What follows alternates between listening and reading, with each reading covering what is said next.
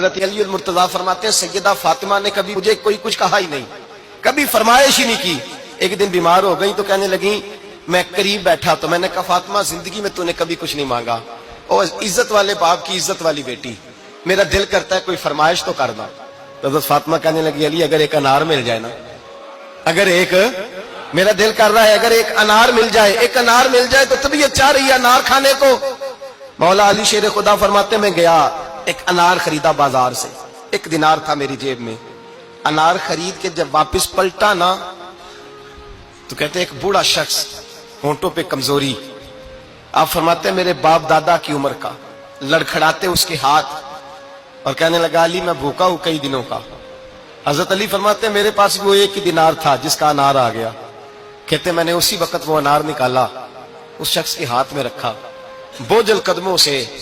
جب میں اندر داخل ہوا نا تو پاک رسول کی پاک بیٹی، عزت والے نبی کی عزت والی بیٹی، صبر والے محبوب کی صبر والی بیٹی، کہتے ہیں جب میں نے اپنا قدم اندر رکھا دروازے کے تو فاطمہ نے میرا اترا ہوا چہرہ دیکھا تو کہنے لگی علی پیسے اللہ کے راستے میں دے آئے ہو، خیرات کر رہے ہو؟ حضرت شیر خدا رضی اللہ تعالیٰ عنہ فرماتے ہیں میں فاطمہ کی طرف دیکھا تو میں حیران ہو گیا، میں نے کہا فاطمہ تجھے، کہنے لگی مجھے یقین ہے آپ انار لینے گئے تھے، آپ نے خرید بھی لیا تھا، اور مجھے پتا ہے علی میرے ساتھ بے وفائی ہو ہی نہیں سکتی، یہ کسی سوالی نے مانگ لیا ہوگا، علی آ جا،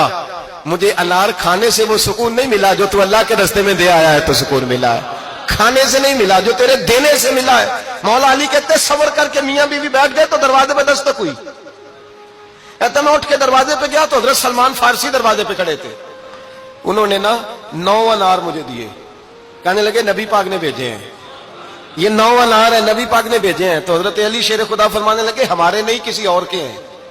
ہمارے نہیں کسی پڑوسی کے ہیں، دائیں بائیں دیکھ رہے، کہنے لگے نہیں تمہارے ہی ہیں، فرمانے لگے نہیں میرے ہوتے تو 10 ہوتے،